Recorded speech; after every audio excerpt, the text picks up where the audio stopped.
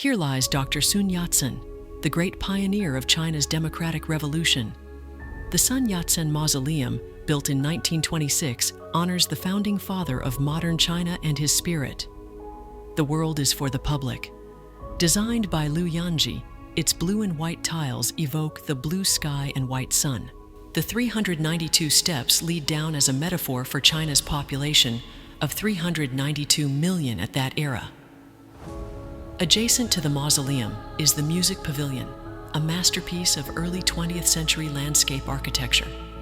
Designed by Yang Tingbao, this ancient Greek-style amphitheater blends Western form with Chinese elegance. The highlight is its curved echo wall. Listen closely.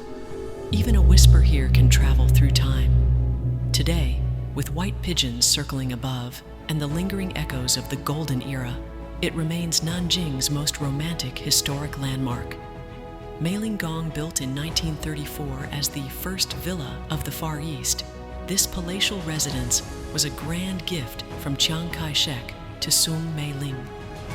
But its true genius lies in the landscape. From above, the design reveals a breathtaking phoenix crown. The encircling French plains form a magnificent necklace, with the palace resting as a radiant emerald pendant. During the golden late autumn, this aerial perspective is truly spectacular. A magnificent tapestry of history and seasonal beauty, the mausoleum, the music pavilion, and Meiling Palace. Together, these Republic-era landmarks form a living mosaic, weaving together Sun Yat-sen's revolutionary ideals with the historic echoes of the Qiang and Sung families.